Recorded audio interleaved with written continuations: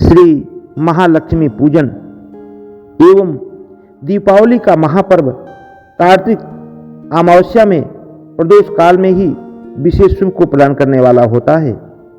हमारे शास्त्रों में लिखा है, कार्तिकस्यासिते पक्षे लक्ष्मीर्निदां विमुच्यते स च दीपावली प्रोक्ता सर्वकल्याण रूपिणी।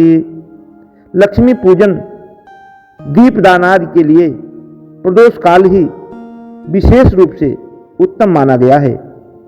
शास्त्रों में यह भी लिखा है, कार्तिके प्रदोषे तु विशेषेण अमावस्या निशावर्धके तस्यां संपूज्येत देवीं भोग मोक्ष प्रदायिनीं।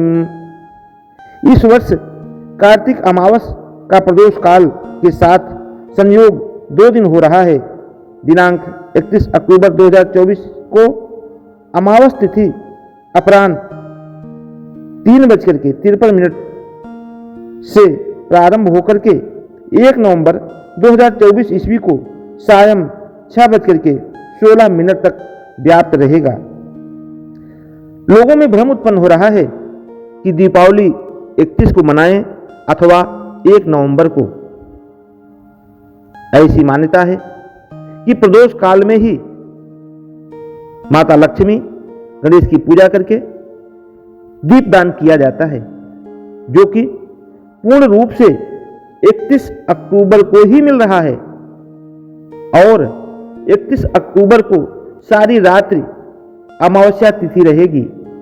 अगले दिन शाम को अर्थात 1 नवंबर को शाम को तो अमावस्या प्रारंभ हो रही है, बाकी समाप्त हो जा रही है, जिसके कारण लक्ष्मी पूजन के कार्यक्रम को तो किया जा सकता है, दीपावली का उत्सव मनाया जा सकता है, लेकिन हमारे शास्त्रों में दीप का संबंध रात्रि से है।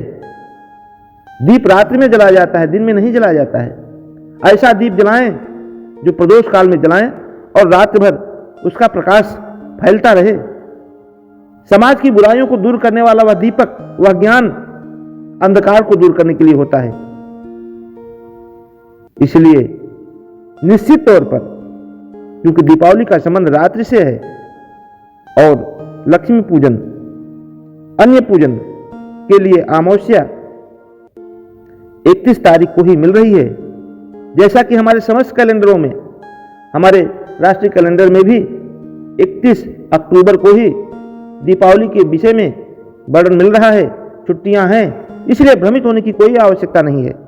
केवल 31 अक्टूबर के दिन ही दीपावली पर्व को मनाना चाहिए। श्रद्धावश और विश्वास के साथ आप 1 नवंबर को भी मना लीजिए, क्या दिक्कत है? दीपदान कर लीजिए, माता जी की पूजा कर लीजिए, उसमें कोई नुकसान नहीं है। लेकिन राष्ट्रीय स्तर पर जो दीपावली का उत्सव है वह 31 अक्टूबर 2024 को ही मनाया जाना चाहिए। दीपावली के दिन प्रातः ब्रह्म मुहूर्त में उठकर अपने नित्य कार्यों को संपन्न करके अपने पितृगण तथा देवताओं का पूजन करना चाहिए। संभव हो तो दूध, दही और घृत से अपने पितरों का पार्वण श्राद्ध करना चाहिए और यदि हो सके तो उपवास व्रत रख करके अथवा कुंभ, वृष, सिंह आदि स्त्री लग्न में भगवान श्री गणेश, कलश, षोडश मातृका एवं ग्रह पूजन करके भगवती लक्ष्मी का विधिवत पूजन करना चाहिए।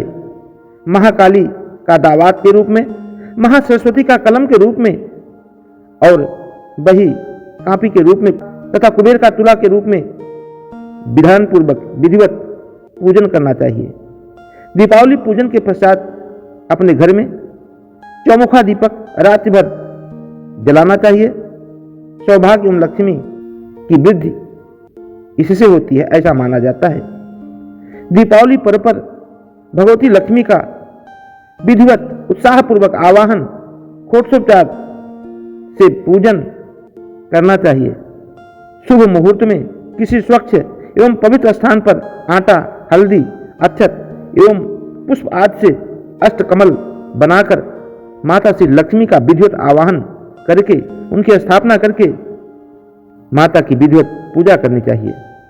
आवाहन मंत्र में काम सोस्मिताम हिरण्य प्रकारा माद्राम ज्वलंत्रीम तृप्ताम तर्पयंतीम पद्मे स्थिताम पद्मवर्णाम तामिहोपध्वजे श्रियम, इस मंत्र से माता जी का आवाहन करना चाहिए।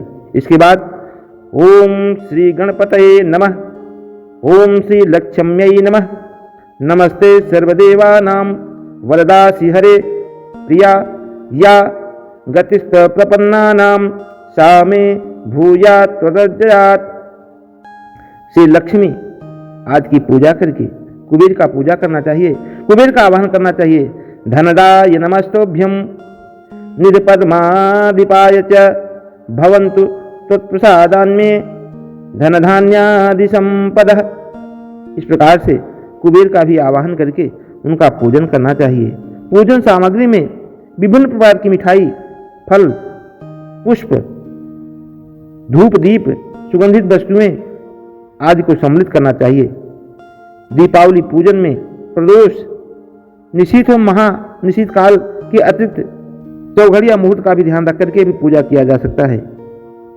बही खाता का पूजन, कुबेर महाराज की पूजा, इसके अलावा जप आदि अनुष्ठान करके अपने घर में उत्सव का माहौल बनाना चाहिए, खुशी का माहौल बनाना चाहिए और अपने राष्ट्र, अपने परिवार और अपने कुल की रक्षा, परिवार में सुख संपत्ति आदि की वृद्धि के लिए, सौभाग्य की वृद्धि के लिए महाकाली, महालक्ष्मी, महासरस्वती की पूजा के साथ मंगल मूर्ति भगवान श्री गणेश जी की पूजा करके अपने को धन्य करना चाहिए।